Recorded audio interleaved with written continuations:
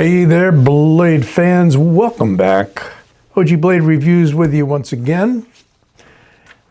And I'm going to do today what we're going to call a little compare and review, because I've been remiss and missed a knife or two that were sent to me for review. And I feel it's only fair to do justice to the fact that the manufacturers did send them to me for review, free of charge. And I feel as though I should be sharing them with you. So here is one I did a short on. And this is by the company Trivisa. I've had Trivisa knives, both ones that were sent to me for review, as well as a good number I purchased myself for review over the years. So let's get this guy out of the box. It did have a slip cover over it, but it was so tight I had to cut it off. There was just no way it was going to slide off of there. Probably shrank in shipment.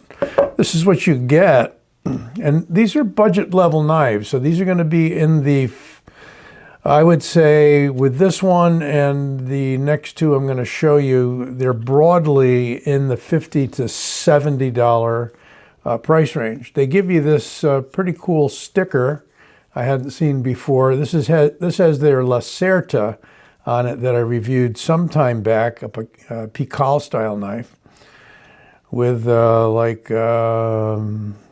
like a reptile or dinosaur sort of a head. If you know what it is, I'm sure you'll let me know.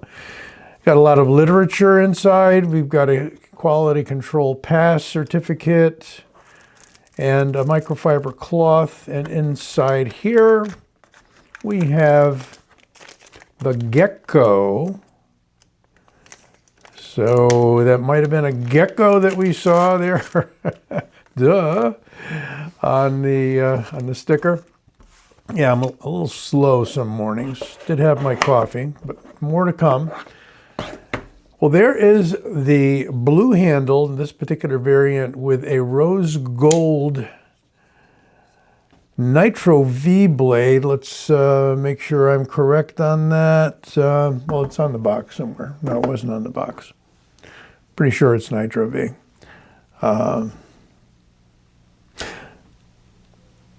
There is their Tenable logo, which is kind of reminds me of Tesla to a degree, maybe. Does it remind you? I don't know. So that's Trivisa. They've been around a few years. They're not a new knife company. And their past designs were these very pointy, Warncliffey sort of beasts. Here we have a really nice, kind of a drop point, almost spear point. It's not an equal profile there. It's not a balanced profile. Flat grind, that rose gold colored Cerakote. And a very nice, kind of almost a denim blue, a little bit brighter than that, little denim blue kind of micarta, or are they calling it G10? I'm going to call it micarta. Certainly I can see the weave pattern and it gets a little dusty there, a little lighter colored. Like I say, the sticker was on the sleeve of the box and I had to ditch that, and I think the descriptor went along with it. Although I'm going to show you their webpage before we're done so you can see some of the other models. Got a nice wire clip. You may or may not like wire clips. Some people don't care for them because things tend to get caught in between and they get bent and so on and so forth. Depends upon your carry. I don't have any problem with it. Slides in and out of the pocket much smoother than many other clips, and it is transferable to the left side of the NAF. Nice jimping here, and ample room for your hand. It's a liner lock, full liner, and it is lightened on the inside. We have some lightening holes, some pretty large ones. Window opener, and a front flipper. Let's try that front flipper. I can do it with the left hand, but the right thumb is probably out of whack forever after surgery. Think twice before you have hand surgery done. only if it's really necessary. And yeah, it took care of the pain for me, some arthritis in that thumb. Got some grooves milled in here. We have a complementary colored pivot as well as hardware, which is nice that they went to that extent. Got a big old sharpening choil there. Like it or not. And it just feels really secure in the hand. It's got that almost an oval, doesn't look it, but it feels pear-shaped. That sounds strange looking at it, but it's got that ovoid sort of feel to it. Anyway, we're going to measure it up real quick. This won't be an extremely long review, except it might be, knowing me. 7 3/4 inches overall. Somebody thanked me recently for metric, so I guess I got to keep doing that. 19.5 centimeters overall length. A blade of 8.5 centimeters roughly. And in inches, 3 1/4 inches. As far as the other measurements go, haven't used my caliper in a while. Make sure the battery's still good. In inches, 0.53 across the handle, not too bad. 0.11 on the blade stock. 3 millimeters exactly on the blade stock, and 13.5 millimeters on the handle thickness.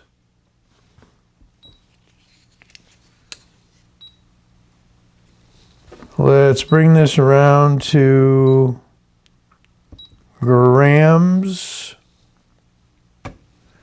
And we've got 111.13 grams and 3.91 ounces. Very nice, under 4 ounces. That's the sort of unproclaimed magic level, magic weight. I like the color of this. I mean, it stands out nicely. How long the finish will hold up, I'm not sure. On a budget knife, you know, we don't expect the Cerakote to maybe last forever. It's not, you know, not your nitride sort of finishes. What I'm thinking of Nitro V. Anyway, your finishes which become part of the molecular structure of the knife. This is not. Now for compare today, and these knives didn't receive enough spotlight either. In fact, one of them didn't receive any, so we'll talk a little bit more about it, which came to me from Tenable. Okay, and this is the Tenable Orion by J.B. Stout. Nitro V with CNC milling and copper carbon fiber. Now these come in a wide variety of prices. So if I say this is a budget knife and you can get this design without the milling on it for about 55 or so bucks MSRP, this one is up around 120-ish because they had either used or not used this milling on the blade, not the flat, but on the grind there. And they are using the copper carbon fiber, which is pricier than like just a G10 or a micarta.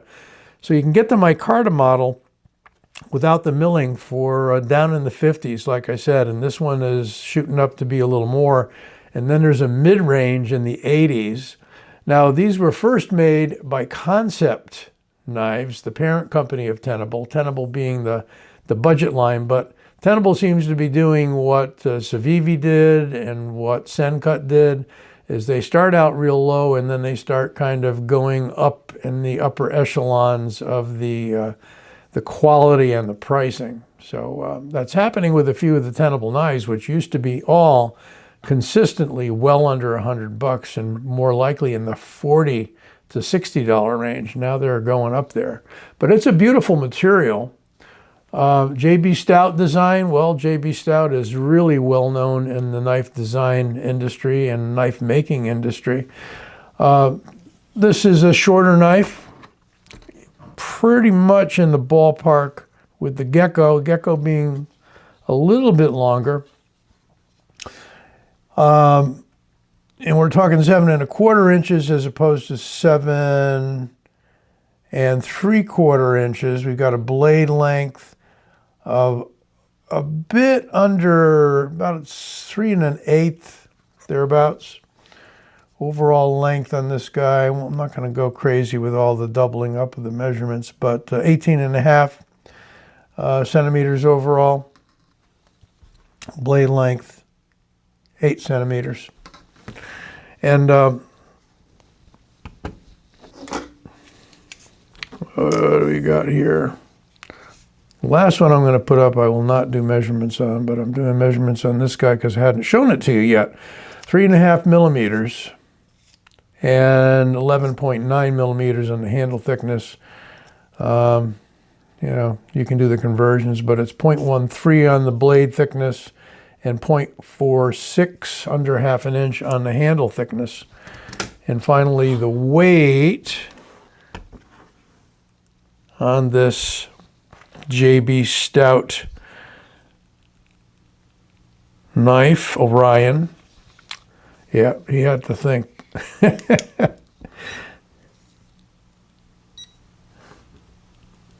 Once again, we'll come around to grams. Oh, I went too far. We've got 102.24 grams and 3.6 grams on the weight. So even lighter than the Gecko. Back flipper only on this one, although, yeah, we've got a fuller, but the fuller is nowhere near exposed enough to be able to middle finger flick it. So a short, stubby sort of back flipper, which is nice, not too prominent, doesn't get in the way. And for final in this round, in the same price range as the Gecko, was something really nice sent to me by Vosteed. Vosteed on their budget level knives really is able to give you a beautiful knife for the money. I think I looked this up and saw that it was in the 60 to 70 range. This again has kind of a gold, what I think they call rose gold. That's why I'm calling the Gecko rose gold. Top liner lock, meaning we've got a compression style lock similar to Spyderco at the top, bracing the blade, keeping it from closing. And we have a button lock, not a plunge lock, but a button attached to the top liner lock. And this one is nicely done with thumb studs only. I love thumb studs. Those were the first one-hand opening knives I experienced. Let's get these in the middle. Maybe we'll also zoom in just a little bit. I did a full review already on this Racoon 2.0, if I didn't say. Racoon 2.0. Looking over there at the box. And steel on this guy is pretty sure it's Nitro V, Vosteed, no, 14C. So they seem to be kind of waffling back and forth between a budget steel of 14C, which many of you do love, and Nitro V, which some feel is a bump up from 14C, but, you know, arguable, right? So here we have the trinity for the day of budget knives. Again, this won't be budget unless you select the right materials from Tenable. This is a higher end Tenable, pushed it over 100, but you can get the 50-ish dollar level in this particular knife. And again, this is the Orion, a JB Stout design. This is internal design by Gecko, by Trivisa, the Gecko. And then we have the Racoon 2.0 by Vosteed. Hope you enjoyed this review. And Be well. Take care. Stay safe.